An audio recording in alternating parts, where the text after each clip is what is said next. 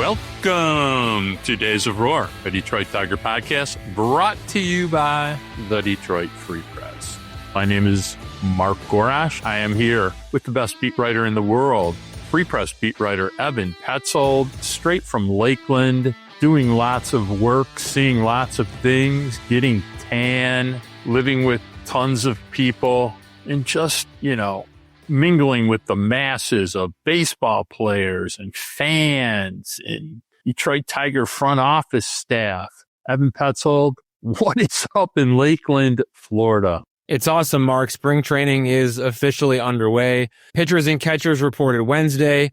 All but one player, Eddie Leonard, had reported as of Saturday. The first full squad workout is scheduled for Monday.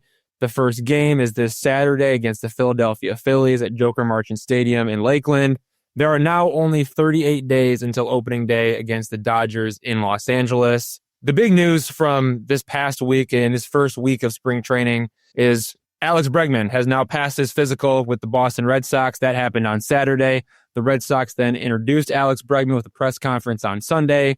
If you haven't already, please check out our 20-minute breaking news podcast that we recorded after Bregman signed with the Red Sox on Wednesday night. Meanwhile, Tigers president of baseball operations, Scott Harris, had a lengthy response Friday when asked about Bregman turning down the Tigers' offer, 6 years, $171.5 million, with an opt-out clause after the 2026 season, in favor of the Red Sox offer, 3 years, $120 million, with an opt-out clause after the 2025 and 2026 season.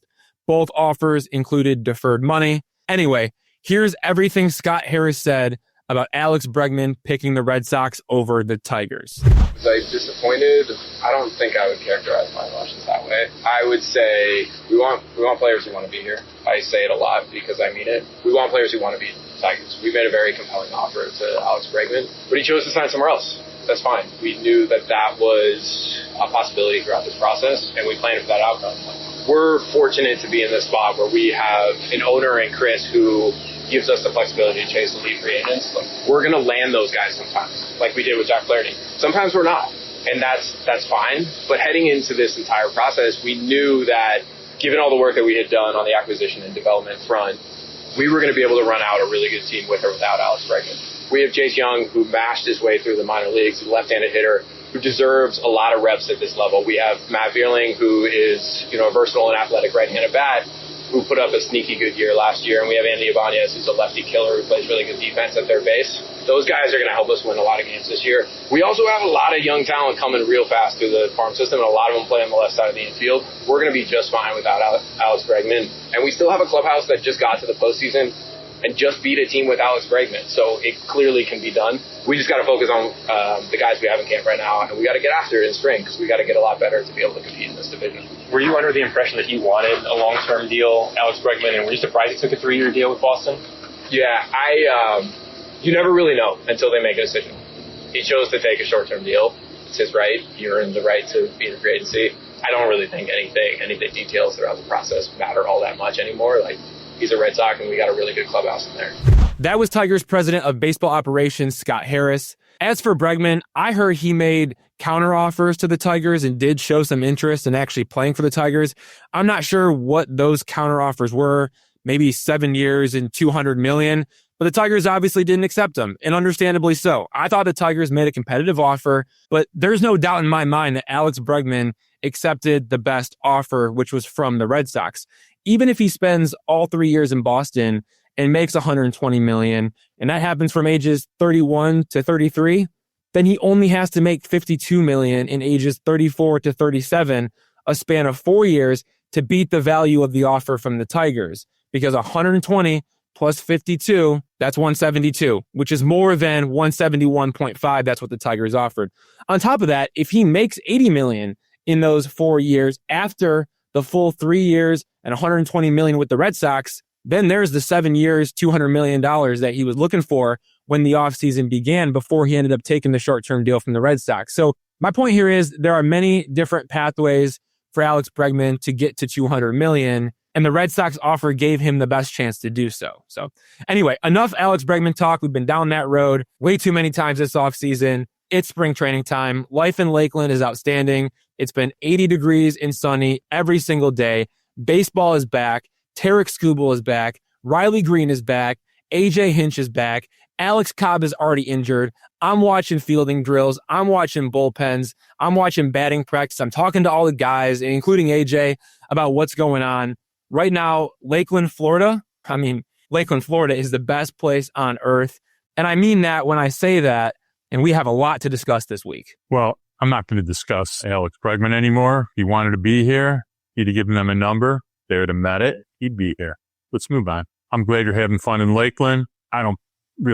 It's just nice to hang out in the seats, watch some BP, watch Javi Baez be healthy. Am I shocked that Alex Cobb is injured? I am not.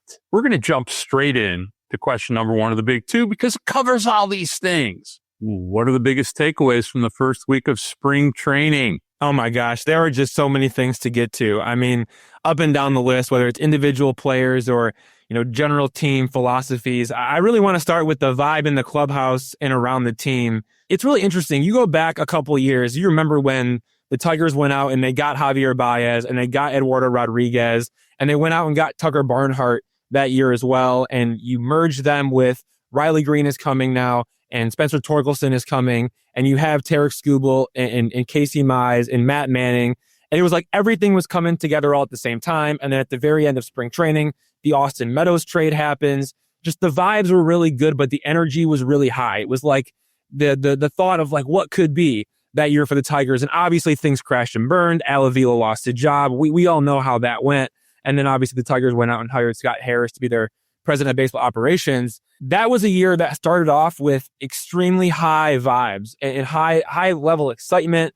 The hope of, hey, maybe this team can actually finally turn the corner. The vibe in this clubhouse and around this team is a lot different than what it was back then. The vibe in the clubhouse is steady. Like nothing has changed. Nothing is different. There isn't like this insane spike in excitement, if you will, like it was back when the Tigers went and got Javi Baez, Eduardo Rodriguez, and they were ready to promote Torkelson and Greene. Now it's just like, yeah, we've been there. We've done that before. We've been to the playoffs, and the goal is to get back. There's like a very established feeling, despite the fact that all these guys are really young. And I really like that. It's an interesting vibe in the clubhouse and around the team where the Tigers are not, riding this high of, hey, we got a bunch of offseason additions. We have some prospects. It's like, no, like these guys are here. The team that made it last year is the same team that's in the clubhouse. There's a lot of camaraderie that's been built.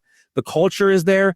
To me, that screams culture. The fact that the vibe in the clubhouse has been extremely steady. Never too high, never too low. It reminds me exactly of what we saw during the 31-11 run that they went on last year to get to the postseason. Never too high, never too low. We're seeing that exact same thing with the exact same players here in spring training 2025. I think that's a really good sign. Ev, look, we've talked to some pretty important players over the course of the last 3 to 5 weeks, and I get the vibe of we expect to effing win.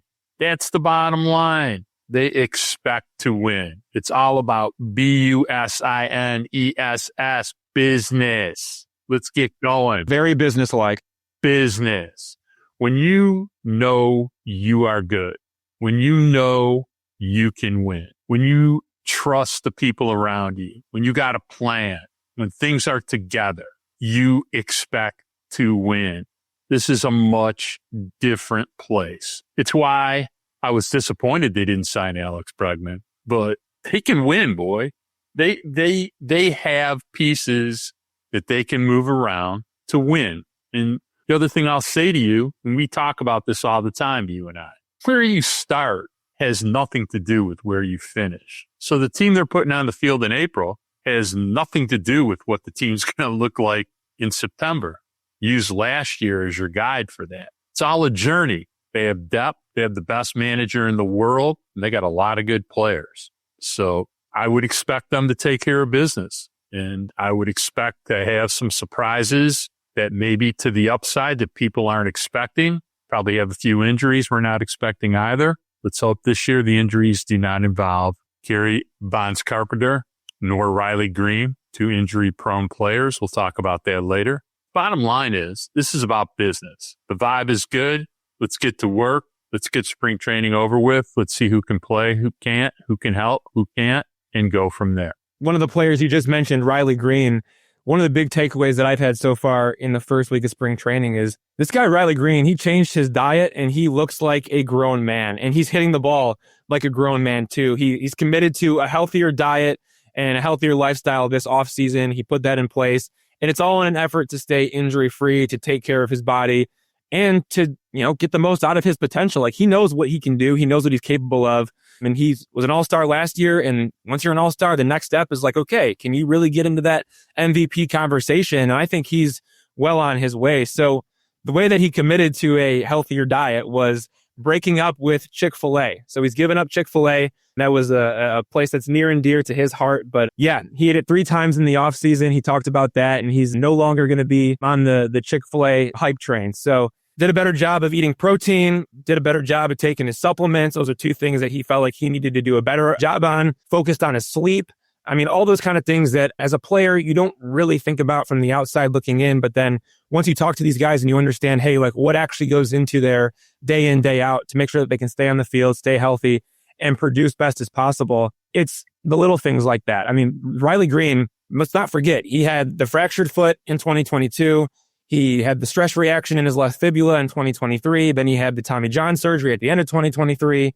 And he also had a hamstring injury in 2024. So he's been injured every single year. He wants to stay on the field as much as possible. He wants to play as much outfield as possible. So that's nutrition, routine in the weight room. I mean, it's all encompassing. It's not just, hey, what are you going to do in the batting cage? And hey, you can go out there then and play and you can be young and limber and loose because, you're a young player. Like, he's starting to grow up a little bit more. And he's definitely taking it serious when it comes to his body and the time that he's putting in to make sure that he's going to get the most out of what he's capable of. So that was a huge takeaway, from Riley Greene, a guy who 5th overall pick. He's now 24 years old. He's getting to the point where he's not in his early 20s anymore. He's getting into mid 20s and he's becoming a grown man. And we're seeing him transition into that. And then you see what he does in batting practice. I know it's just batting practice, but he is smoking the ball all over the place. His swing looks pure as gold. And he's doing a really good job of driving the ball, not only to the pull side, but also to the opposite field. He talked about just continuing to hit the ball with backspin. He really wants to make sure that he's keeping that ball in the air, elevating it as much as possible, as opposed to hitting ground balls. All of those numbers have been trending in the right direction over the past couple of years. He wants to continue to take steps in that direction. As many fly balls in the air as he can to the pull side with that pure spin. That's what Riley Greene's looking for. He's going to stay with that, center field to left center field type approach, but expect to see a lot of pull side homers from him. And then when he's late on balls, they're just going to go the opposite way. This guy's in a really good spot, both with his body, with his mentality, with his swing. I'm looking for a big breakout year from Riley Greene, top 5 in MVP voting. That's what I think. Apple Taco Riley Greene is the best Riley Greene. When he's hitting homers to left center, he's hitting homers to the pull side. So want to see more of that?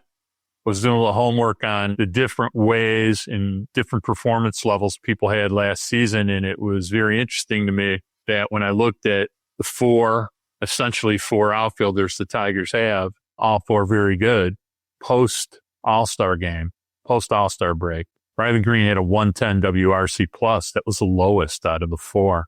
Matt Vierling was a 115 WRC plus post All-Star game. Riley Greene for the season had a spectacular 135 WRC plus, but only a 110 WRC plus post All-Star game. So is there room for a ton of growth there? Oh, hell yes. I'm thinking maybe the kind of season Gunnar Henderson had for the Orioles last year, a 155 WRC plus, 35 homers, maintain the same walk rate, 280 plus batting average, 520 to 550 slugging percentage. That's all there for Riley Greene. He tried some beautiful park to hit in down the line in right field, and it's actually pretty reachable for a left-hand hitter to dead left. So I'm expecting a lot of things. All right, let's transition to somebody else that had a few things to say, in some ways taken out of context, and other ways we heard from the manager about it. So tell me about what Spencer Torkelson had to say about using technology and keeping it simple, and then what his manager had to say. people need to understand Spencer Torkelson in the past, he would go down these rabbit holes of information and he would obsess over videos of his swing. And all of that did more harm than help in the past. So he talked about trying to simplify his hitting process in 2025. And that's why, to me, it was not surprising to hear that Spencer Torkelson is not interested in a climate-controlled batting cage, biomechanical information on the way his body moves, data points on every single detail of his swing, numbers to support it all, and videos to review it all. He's not interested in any of that. But the lack of interest, I felt like, was taken out of context. And AJ Hinch liked the comments. I liked the comments. If you know Spencer Torkelson, you love what he had to say. Because it's not that Torkelson isn't appreciative of the information the Tigers can provide him. And it's not that he's never going to use that information. He very well might use that information at some point here in the near future. It's just that he feels like the more information he consumes, the more he struggles. It's a mental thing. He really wants to try to just be athletic in his hitting process. He wants to think less, and he just wants to react. And that's exactly what the Tigers have wanted him to do for many years. He has the same groove swing over and over and over again. So get out of that groove swing, just be athletic and go hunt pitches, as opposed to having the same swing mechanics over and over and obsessing over every little detail. I equate it to like my golf swing, right? Like if I'm in my backswing and I'm trying to figure out where, the Velcro on my glove is at the top of my backswing and I have to get there every single time, like I'm not going to have success. And so in the same way, like if you're looking for small little details of your swing mechanics and you're not being athletic and you're overthinking, and you're digging into all the video to say, okay, what did this swing look like? What did that swing look like? Okay, this is when I was going good. How do I get back to that? Like you can go down the rabbit hole, and Spencer Torkelson has done that in the past. So he wants to be an athlete, and the Tigers want him to be an athlete. So to me, that is the first sign of an adjustment from Spencer Torkelson. I want to see him take it into live BP. I want to see him take it into the games. But the fact that he wants to be more athletic, the fact that he wants to think less, the fact that he just wants to react, I think that's a really, really good sign for a guy who has proven that he can be a hitter, but it just hasn't all come together yet. Hey, pure and simple. Look, if you've ever stepped in a box and hit, I like the idea that for him right now, he wants to clear his mind and the simplicity of it. But let me share this with you because you know it. Fans need to understand it. Hitting coaches, Maeda and Beauregard, I promise you, his butt's in some type of controlled environment.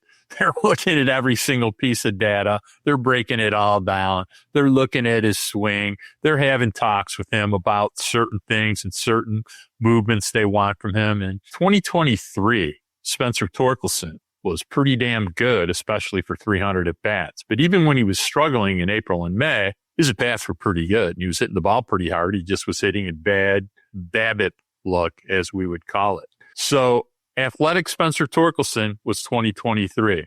Mechanical, terrible Spencer Torkelson was 2024. Don't be led astray by what he had to say. Mark, you mentioned the hitting coaches, and I think it's really important to mention the hitting coaches, Michael Bredar, Keith Beauregard, Lance Sawadsky.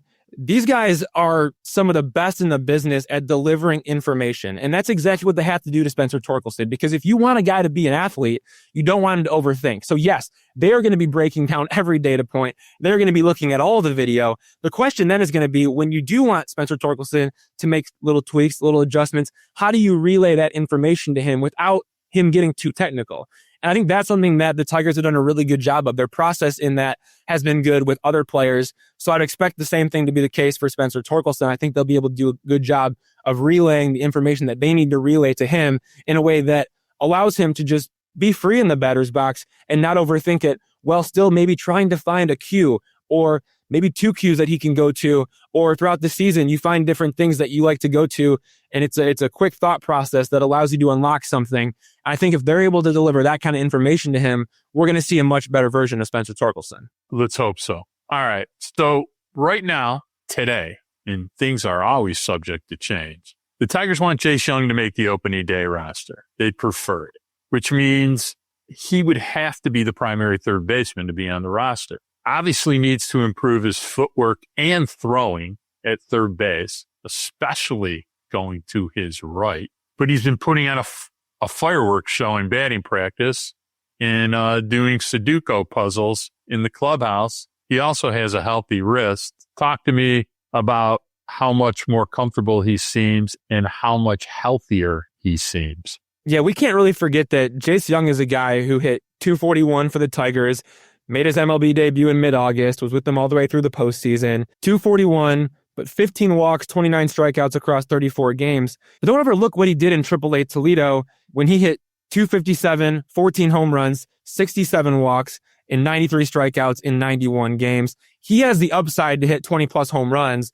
and he has a really competitive personality, which I like about his game. He's super gritty. He's a guy that's going to fight in every at-bat, and he's a guy that, like, it doesn't matter who's on the mound. Like, he could be facing Tarek Skubal, for example, and he thinks he's getting a hit. He thinks he's getting a hit, and he's not afraid of the best pitcher in baseball, right? Like, that's the kind of personality that Jace Jung brings not only to the Tigers as a team, but also to his individual performance as well. But you're right. He needs to develop the footwork at third base. That's really the big question. The arm strength is there. He can play the position, but the footwork, I think, has got to improve. And he can really hit. Like, he conducts good at bats. He knows how to get on base. And there's a lot to like about his mentality. The big thing with Jace Jung is the wrist injury. He dealt with that for about 4 months last season. His wrist started bothering him in mid-June, but he didn't undergo a procedure to address the inflammation until late October, after the postseason. So after that, he had the surgery in late October. He resumed swinging 2 weeks later, and he said it was unbelievable. It was a big difference. Before the surgery, he had this pinching feeling in his wrist whenever he swung the bat. So not only was the wrist really bothering him during games, but he had to go through like pregame treatment, postgame rehab, and now there's no pain anymore. So he feels like the wrist injury may have impacted his performance on offense. He didn't come out and say that. He kind of hinted at it. I don't know if he really wanted to go too deep into that. I don't think he wanted to make it seem like he was maybe blaming the wrist issue for the fact that he didn't hit a home run in the big leagues. He's still looking for his first big league home run. But yeah, it was like a chipped bone in there. And so the chipped bone was rubbing against his other bone and he needed to get it removed. And now he feels relief when he swings. So that's a really good sign. He's got a healthy wrist. He's now entering his second full season at third base after transitioning from second base. He struggled at third base in the big leagues. -6 defensive runs saved in 190 innings at the hot corner at the big league level in 2024. But this spring, they're going to play him almost exclusively at third base. They want him to make the opening day roster. That is the goal for Jace Jung, to make the opening day roster. That means he's the everyday third baseman. And yeah, he's doing Sudoku puzzles in the clubhouse. That was uncovered by the great Jeff Seidel, columnist for the Detroit Free Press. But all signs pointing up for Jace Jung. The bat looks really good. I know it's just batting practice, but he's been doing a really good job of hitting per power to all fields. I like the fact that not only is he hitting it to the pole side, but he's going oppo. He's going to center field. It looks like he's able, in batting practice, to kind of pick his spots, and he's been flicking them out pretty good. We know the offense is real. We know the offensive upside is real. When you look at third base candidates, whether you want to talk about Jace Jung, Matt Vierling, Andy Ibanez, Jace Jung has the highest upside on offense. He is the guy among that group who could hit you 25 home runs. He is the guy who could contend for Rookie of the Year next year. I'm not saying he's going to, but I'm saying he could. He has that type of upside. And so the Tigers want him on the opening day roster. That's his goal for spring training. We'll see if it all comes together. Pure and simple for me. Jace Jung can hit. 2023, 28 Jimmy Jacks, 145 WRC plus. I don't think I have any questions about Jace Jung's offense if he's healthy. I got questions about his defense, and if he can play third base better than Nicholas Castellanos did, then we're going to find out. I also think it's going to be a big impact on the lineup if Javi Baez is the shortstop, gives him another right-handed bat, and it allows for another left-handed bat to play third base. So that's definitely something to be paying attention to. Also want to talk about Casey Mize. Very interesting conversation with him. He wants to model his pitch sequencing after Kevin Gausman, and he also learned 2 new sliders at Driveline. Again, had a really good conversation with him with what he's trying to do this spring, what he did in the offseason to prepare himself. This is a really big year for Casey Mize, and he talked about 2 new shapes with the slider. So he also, on top of that, wants to stick more fastballs at the bottom of the zone to protect the split a little bit. He modeled that after Kevin Gausman, a guy who throws a fastball and a splitter. And what Kevin Gausman does really well is he's able to paint both of those pitches at the bottom of the zone. And Kevin Gausman might throw a splitter at the bottom of the zone, and then he'll follow that up with a fastball at the bottom of the zone. The fastball stays in the strike zone right at the bottom, whereas the splitter falls off and ends up going below the zone. So when you have a hitter who takes the splitter because they don't want to swing at it, Well, then they see the fastball and it's tunneled, and the fastball, they stick it. Hitter doesn't swing because he thinks it might be a splitter as well. So it confuses the hitter in terms of, is it a splitter? Is it a fastball? They're both going right towards the bottom of the zone. One stays in the zone right at the bottom. The other one drops off. That's exactly what Casey Mize is trying to do with his fastball and his splitter. The slider, though, is really fascinating to me because what he's done is he's added 2 new variations of his slider. One variation has more sweep. The other one has more depth. So now he has 3 different sliders using 3 different grips and 3 different cues. The one that he had last year, and he learned this at Driveline, he said that the one that he had last year, before he got to 2 strikes, performed really well. He was able to locate it in the strike zone, 4 strikes. But when he got to 2 strikes, it was ineffective. It didn't get the swing and miss that he was looking for. And as we know, swing and miss has been the big concern with Casey Mize over the years, is how is he going to miss more bats because he needs to get punch outs, and he hasn't done a good enough job of doing that. So he feels good about throwing his old slider for a strike, and that'll help him get to 2 strikes. But when it's time to get swing and misses when he gets to 2 strikes, he's going to use the 2 new sliders, the one with more sweep and the one with more depth. He's interested to see how all this plays out once we get to live batting practices. He won't know everything about his new slider until he faces hitters and receives that immediate feedback. He'll get that as soon as live batting practice sessions, and then he'll get that in games, and then we'll see what sticks. But Mize ranked in the 21st percentile with a 22% whiff rate and in the 10th percentile with a 17.3% strikeout rate. MLB average is roughly a 25% whiff rate. Casey Mize was at 22%. He's been below the average whiff rate in each of his 4 MLB seasons. He needs to miss more bats. The slider is the key to doing that. And I also think he has a really good avenue to end up with a better version of his splitter, just the way that he wants to use the fastball down in the zone now. The fastball works great up in the zone, but if he can use it down in the zone and use it to play off for the splitter, I think he has a really good chance to miss more bats with the splitter and catch more called strikes at the bottom of the zone with the fastball. It seems like a really good formula modeled after Kevin Gausman. Might be the most exciting possibility for me is Casey Mize being able to spin something that somebody swings and misses at. 2021, pretty damn good slider, pretty decent pitcher. Since then, missing in action, like somebody stole it. Absolute trash, his slider. So I don't think there's any other way to call it. It wasn't deficient. It was just pure bad. His split, once upon a time, a storied secondary pitch when he pitched at Auburn. Aside from the time that Jakey Rogers called for 7 splits in an inning sometime last year, it's been 5 years of MIA good splits from Casey Mize. So less worried about the split because he's never really thrown a good one as a pro. To me, would I be excited if he could develop a slider? Oh, hell yeah. Because if Casey Mize can develop a slider that somebody's going to swing and miss at, Casey Mize is going to throw 150 good innings for the Detroit Tigers this year and maybe be a 4+ WAR pitcher because that's what he is away from being good. He's durable. He's got a 97 mile an hour fastball now. He's got tons of pitching aptitude, and he knows how to tinker with grips. What he hasn't been able to do is tinker with grips enough to have a good pitch with spin. So 3 sliders, 5 sliders. I'll take 1 slider. Casey Mize is 1 good slider away from being a pretty reliable middle of the rotation starter on a very good baseball team with very good pitching. Another fascinating topic, and one that Tigers fans are going to be very interested to see how this all unfolds.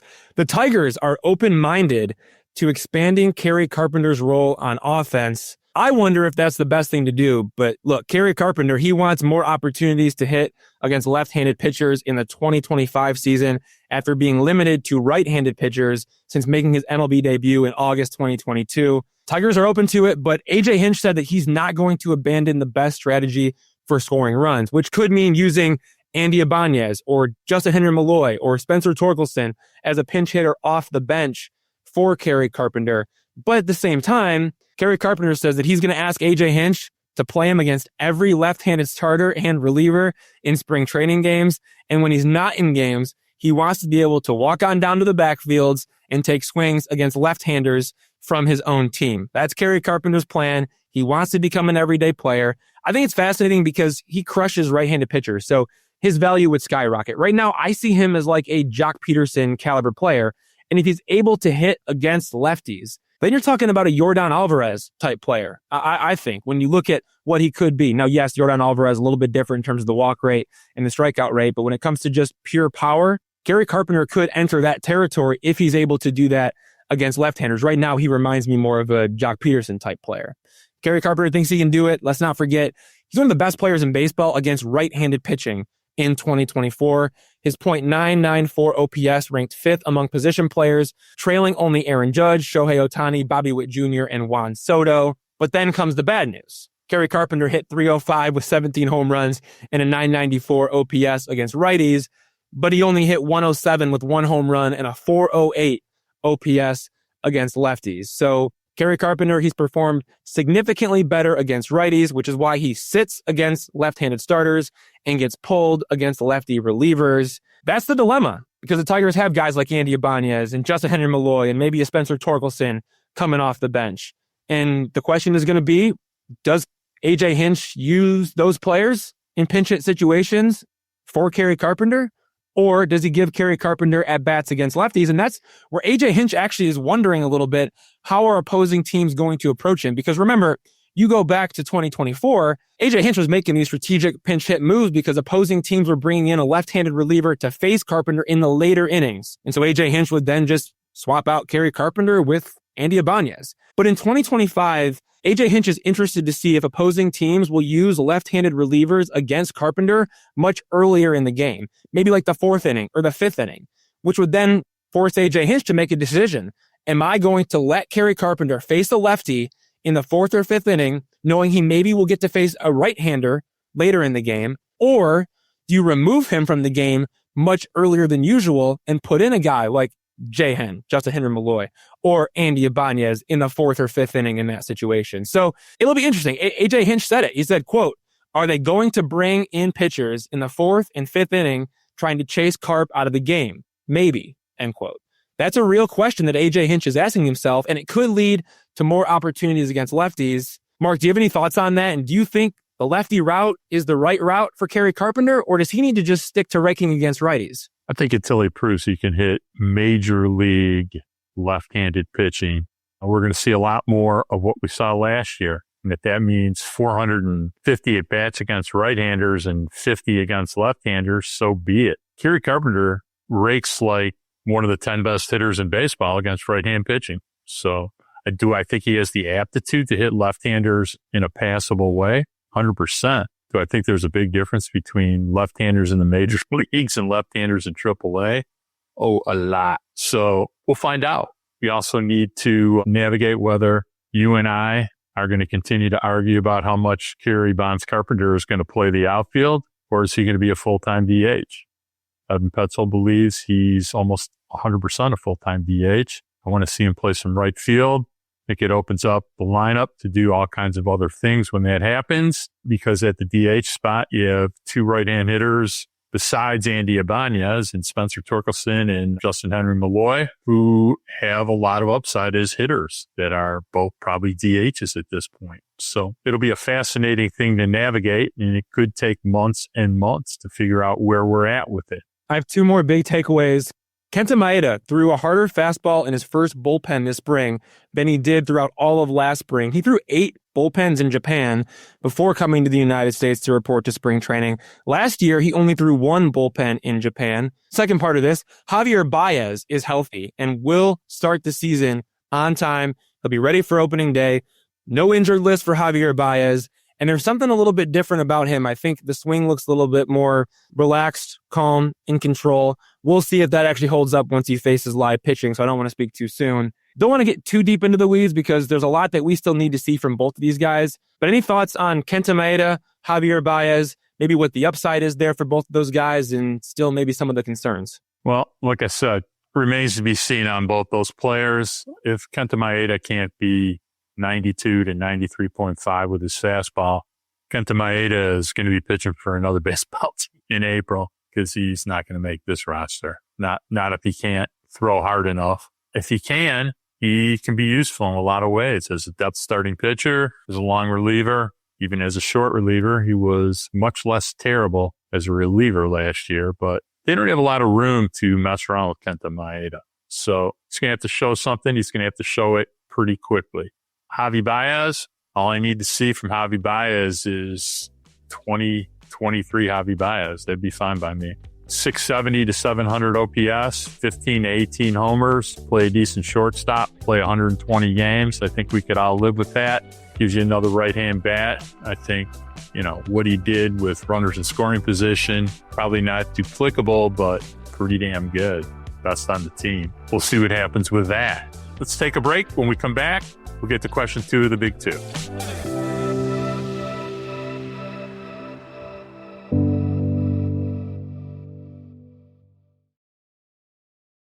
All right, question 2 of the big 2. Always a fun one, especially on February 17th. How do you rate the Tigers offseason? Give it any kind of grade, numerical, letter, animal, Disney cartoon, whatever you want to use. Go ahead. Good, but not great, but good. I think when you look at what the Tigers did across the board, running down their list of additions, right-hander Alex Cobb, 1 year, $15 million. Second baseman Gleyber Torres, 1 year, $15 million. Right-handed reliever Tommy Kahnle, 1 year, $7.75 million. Right-hander Jack Flaherty, 2 years, $35 million with an opt-out clause. Right-handed reliever John Brebbia, 1 year, $2.25 million with club option. Good additions for sure, no doubt about it. I love the Gleyber Torres contract, the fact that they were able to get him 1 year, $15 million. And this is a guy who is expecting himself to go back out into free agency and get $100 million on the open market next offseason, and he signed with you for 1 year, 15, like that tells me a lot about who Gleyber Torres is, and I like the fact that the Tigers were able to get that deal done on a 1 year when Gleyber Torres probably could have gotten a longer contract. He probably could have gotten a 2 or a 3 or maybe even a 4-year deal in free agency, but he wants to go out there and he wants to go get some big money, so he came to Detroit on a 1-year deal with the expectations that he would have an opportunity to play second base every day, and the Tigers helped him get better, and he'll be able to perform at the plate. I like that deal a ton for the Tigers. I also love Jack Flaherty. I love that deal. 2 years, $35 million with the opt-out clause. Like, you can't go wrong. Tigers did a really good job of protecting themselves in case of an injury in that contract. But even beyond that, the way that they waited out the market and then they were able to strike at the right time with Jack Flaherty. Again, Jack Flaherty wanted to go to the Los Angeles Dodgers for 5 years, $100 million, and he ends up coming back to the Tigers for 2 years, $35 million. That's a Scott Harris masterclass. You sign him last year, you help him get better, you trade him for Trey Sweeney and Thyron Lorenzo. You have no intentions of bringing him back, and then his market gets to a point where he's got no teams that are looking to do long-term deals, and Jack Flaherty says, yeah, you know what? I want to go back to the Tigers, and then I want to try free agency again.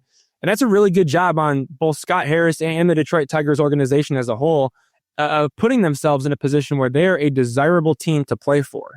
Jack Flaherty had success at the Tigers, so he wanted to come back to the Tigers. There were other teams that he could have gone out and played for, but Jack Flaherty wanted to come back to Detroit. And I think that meant something. So for me, the Gleyber Torres deal is a huge plus. The Jack Flaherty deal is a huge plus. I'm not the biggest fan of Alex Cobb.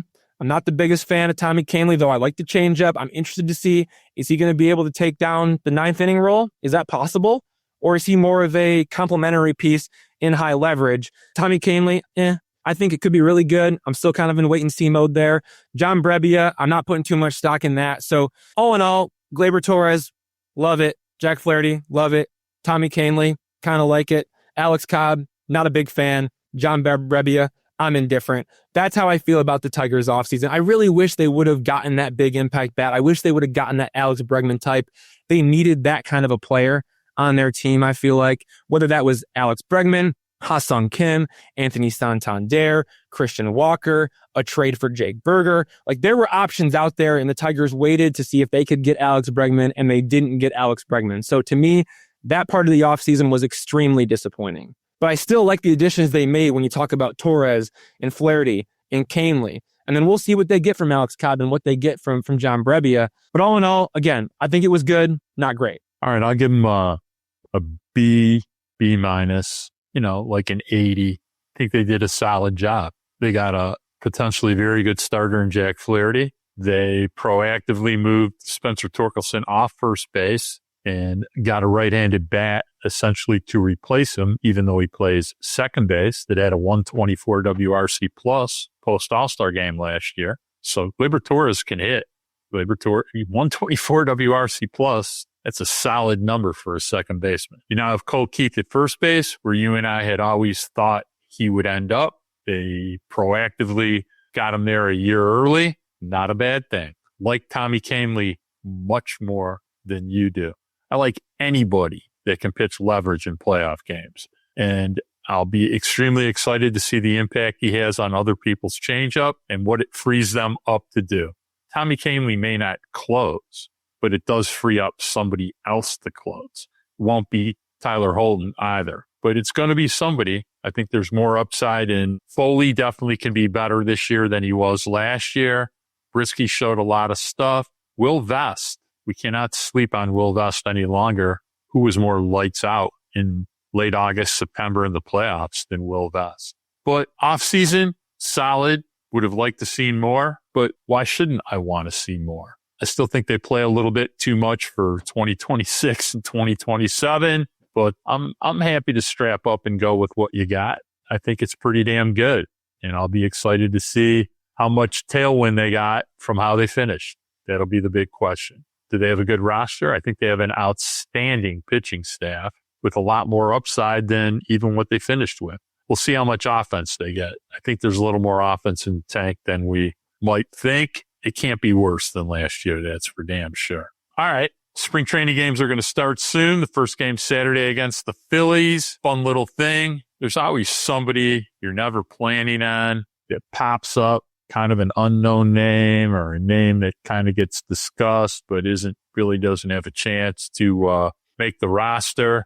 But it's always fun to speculate who that's going to be. So what position player is going to be the darling of spring training this year, Evan Petzel? It was Akil Baddoo in 2021. It was Jack Lopez in 2022. It was Nick Maton in 2023. And then it was Eddys Leonard in 2024. And for me, in 2025, it's Andrew Navigado. I think he is going to rake when spring training games begin. He's 26 years old. He turns 27 in late May, drafted in the 20th round from Oklahoma State in 2019, right-handed hitter, has hit at pretty much every level of the minor leagues. He plays shortstop and second base, but he also plays third base and both corner outfield positions. In 2024, Navigado hit .271 with 21 home runs, 55 walks, and 126 strikeouts in 128 games in AAA Toledo. Defense was atrocious. It had both shortstop and second base. It also wasn't great at third base either, but there's an ability to hit. And that's what fans fall in love with in spring training. It's the hit tool and then a good story. Andrew Navigado has both of those things. Hitting .271 with 21 home runs in AAA and grinding his way through the minor league since 2019 without any guarantee of a big league opportunity. If he hits, I think Tigers fans are going to fall in love with Andrew Navigado in spring training. They've already been calling for his call up a little bit. We saw that last year. There were some fans out there who wanted Andrew Navigado promoted to the big leagues for his MLB debut. It never happened. Maybe a really good spring training could catapult him into an opportunity, but you got to clean up the defense. But again, the hit tool, the great story. I could totally see fans falling in love with Andrew Navigado in 2025 spring training. I'm going to go with a return for Akil Baddoo because it's been 5 years since Akil Baddoo was good. And I kind of think maybe now that he has no roster spot, this is a good time for Akil Baddoo to be hitting some bombs and stealing some bases in spring training. Maybe somebody will want a deal for him or something. Or Akil Baddoo. But, I'm never too intrigued by these stories. And I will tell you, our close personal friend, Helio Castillo, will be so happy to hear you talking up Andrew Navigado, one of his favorite players. All right, let's take another break. We'll be back.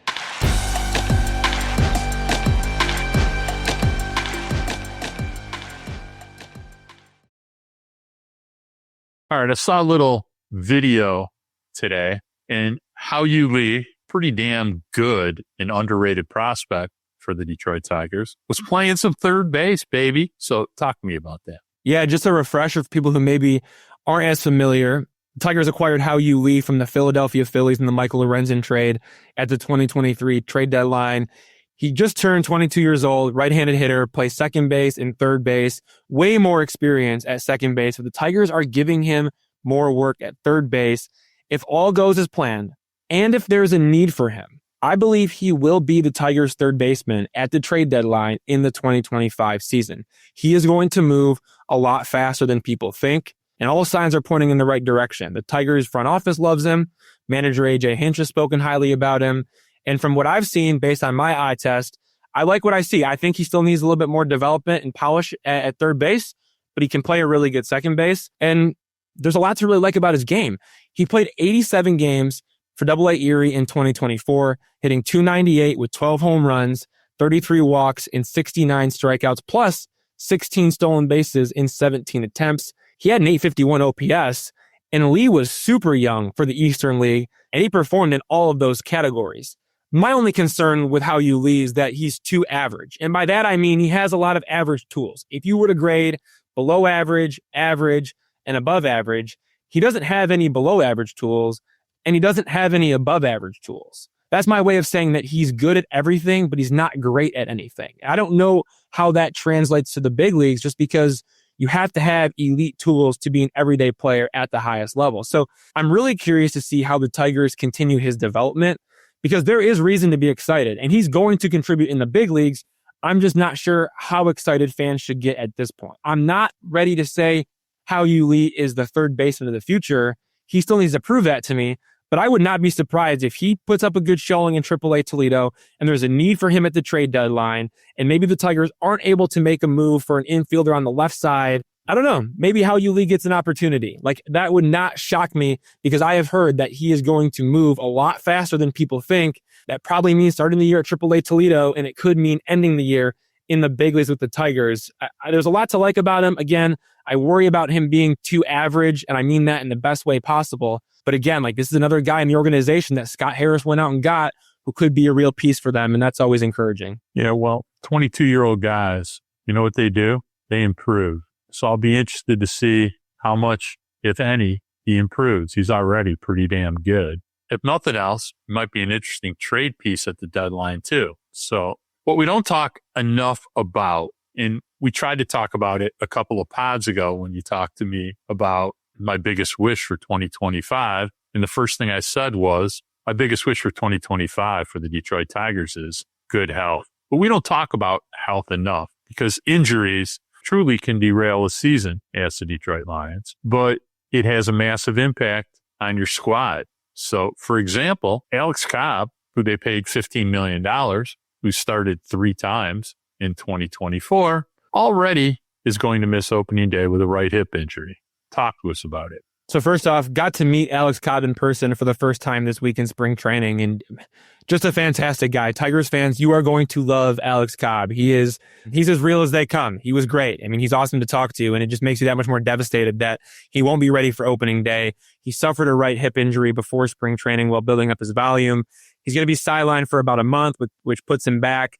And the Tigers want to build him all the way up into being a full starter. So he's going to take his time in that build-up process. We could see a couple starts at the AAA level and then eventually cleared to pitch for the Tigers. It's going to be a process, though, with him. And they really want to make sure that they do this right, because the last thing you want is a re-injury, and for him to miss even more time. His injury history, it's a lot. I mean, when you look at what he's gone throughout his career, especially in the 2024 season, because he underwent left hip surgery. Remember, this is a right hip injury, but he underwent left hip surgery in October 2023.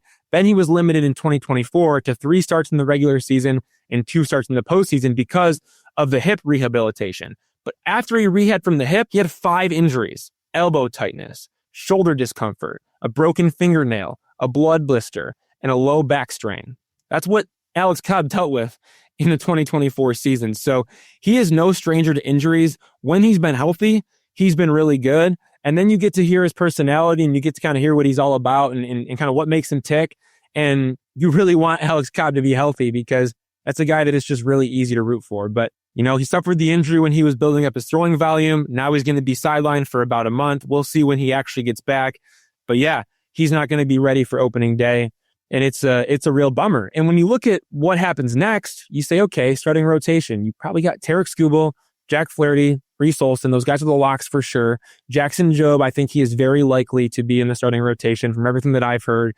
He has to go out and earn it, but the Tigers, similar to Jace Jung, they want him to earn it. They want to give him that opportunity. So they're going to give him every opportunity to put himself in the starting rotation. on the opening day roster. So if those are your 4 guys, who replaces Alex Cobb? Here are the 6 names: Kenta Maeda, Casey Mize, Brant Herter, Kader Montero, Ty Madden, and Matt Manning. For me, this is going to come as a surprise to many. I think Kenta Maeda is the most likely to replace Alex Cobb in the starting rotation, but there are still 38 days until opening day for the other starters, and by other starters, I mean you, Casey Mize, to change my mind. So right now, the Tigers need one more starter. And Mark, the question is going to be, is it Kenta Maeda? Is it Casey Mize? Is it Brant Herter? Is it Kader Montero? Is it Ty Madden? Is it Matt Manning? Who is it going to be? Because there's an opportunity there. Here's my order, my list. I think Casey Mize, top of mind for me, especially if what he's spinning is better than what he was spinning last year. It's hard to ignore the good parts of Casey Mize. And like I said, if he can get any swings and misses with any of these 3 different sliders he's throwing, I don't think there's any question he'll be the 5th starter. After that, big fan of Kader Montero. Really loved how he threw the last 6 weeks. Excited to see if he has improved the consistency level of what he developed in the last 6 weeks, which was just a nasty, filthy changeup, which really changed the arc of what he was as a pitcher. If that changeup is really good, he's going to give Casey Mize a run for his money. Kenta Maeda, if Kenta Maeda did not have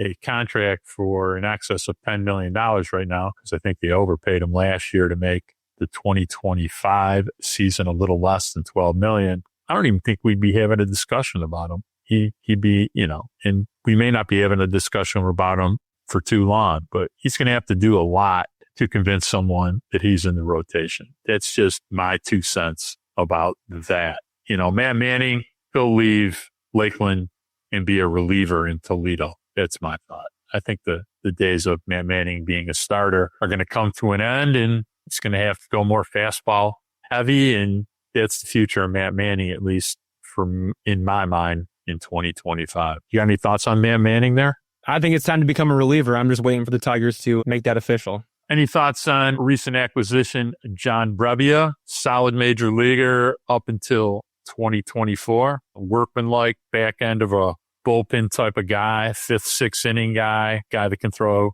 a lot of days, and at pretty decent whiff rate. Not nearly a secondary type of arm if they get him back to what he was prior to last year, as people might be thinking. Yeah, not a Tommy Kahnle-like whiff rate, but still a pretty good whiff rate. You're right. And you go back to what he did last season. It wasn't great from a performance standpoint, like from a result standpoint, but I thought that, maybe he was better than people gave him credit for. It was a 5.86 ERA, and you never like to see that, but 19 walks, 67 strikeouts across 55 and a third innings, like 67 strikeouts and 55 and a third. Like that's pretty legit. And so he also owns a 3.80 ERA throughout his 7-year MLB career. So this is a guy who has had success before. The Tigers got him on a 1-year, $2.25 million contract with a $4 million club option for the 2026 season. We'll see what he can be. We'll see if the Tigers can make some tweaks. They have some plans. They know that they want to change some things about his secondary pitches. They want to try to help his fastball. We'll see what all goes into it when it's all said and done. But there's already been plenty of work going on between Chris Fetter, Robin Lund, Juan Nieves, and John Brebbia. But going back to last year, Brebbia ranked in the 51st percentile in walk rate, the 81st percentile in strikeout rate. He allowed a ton of fly balls, rarely induced ground balls. He threw 2 pitch types. He threw 51.8% sliders and 48.2% four-seam fastballs. His fastball averaged 93.8 miles per hour. His slider had a 25.5% whiff rate. Got to miss more bats with that slider. I think that's what the Tigers are going to be working with him on. I have some high hopes. I think John Brebbia can be something, especially when you have Chris Fetter, Robin Lund, Juan Nieves working with you. And so far, the Tigers now have 6 relievers locked into 8 spots on the 2025 opening day roster. Brebbia, right-hander Tommy Kahnle, right-hander Jason Foley, left-hander Tyler Holton, right-hander Will Vest, and right-hander Bo Brisky. That leaves 2 spots up for grabs. We have a long time to go until we get to opening day. Like I mentioned, 38 days, but 2 spots to fill. I'll be very fascinated to see how the Tigers fill those 2 spots. I just mentioned you have options in the rotation. How many of those guys get moved to the bullpen?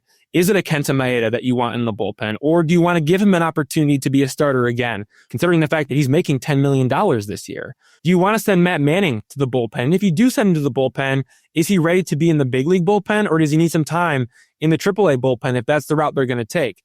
How about Brant Herter, a guy who right now is preparing as a starter, but AJ Hinch loves him some Brant Herter, and that's a guy that AJ Hinch, he might fight for Brant Herter to be on his opening day roster, even if it's not as a starter, as a reliever. And so maybe Brant Herter takes up one of those 2 spots remaining, and then he only got 1 spot left. And what do you do with that? Well, you got to give it to Sean Gunther, right? Considering what Sean Gunther did. And if Sean Gunther is on your opening day roster and Brant Herter is on your opening day roster, both those guys in the bullpen, then what do you do with Kenta Maeda? Do you put him in the rotation then? Because you got to put him somewhere. They're not eating $10 million. That's not happening. Guys like Casey Mize, Kader Montero, Matt Manning, they have options. They can go to the minor leagues. Kenta Maeda cannot go to the minor leagues. So the fact that the Tigers have positioned themselves now with only 1 spot open in the rotation, and you've got 2 spots open in the bullpen, yes, there are injuries. Injuries can happen, and they very well may happen as we go throughout spring training. But it's very fascinating to take a look at it right now when you consider 2 spots up for grabs in the bullpen, 1 spot up for grabs, maybe 2 if the Tigers decide to send Jackson Jubb to AAA Toledo. But again, I think the stuff is just too good. As long as he's commanding his pitches, as long as he's locating in the zone, I think he has a really good shot, maybe north of 90% of making the opening day roster. And if he's commanding his pitches, like that percentage only goes up. Jackson Jubb is the real deal. So if you have 1 spot in the rotation, 2 spots in the bullpen, what do? It's going to be a very fascinating scenario to follow here as we go throughout spring training. But luckily for the Tigers, they have a lot of time to figure out, and they have a lot of depth as well. I just want to go over one thing about John Brebbia.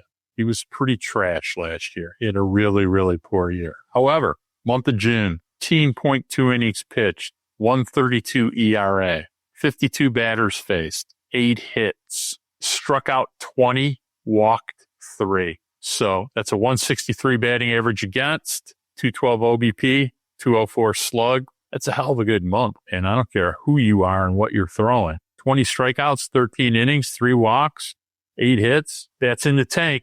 And when, in Fetter we trust. As far as Kenta Maeda, I don't think they'll have any problem cutting the list between you and I. It's sunk money already. They're going to put the best players on the field. And guys aren't going to the minor league. You're not sending Casey. If Casey Mize is throwing well, you're not sending him to the minor leagues. Jackson Jobe's throwing well. He's the 4th starter. They're not messing around. What if Kenta Maeda is throwing well? That's a dilemma you're going to have. And it's much more of a dilemma with him as a reliever than as a starter. Something went wrong if Kenta Maeda is starting for you. And I just don't see him being good enough to be good to be sending out there to eat innings every 5 days. That's just my opinion. I want to remind everybody, please like, rate, share, and subscribe wherever you listen to podcasts, Apple, Spotify, Amazon, and of course, YouTube. I want to thank our Free Press editor, Nicole Avery Nichols, our producer, the magic man, Robin Chan. Love to my amazing grandsons. Love to future mama, Savannah Petzold. Until next week, peace.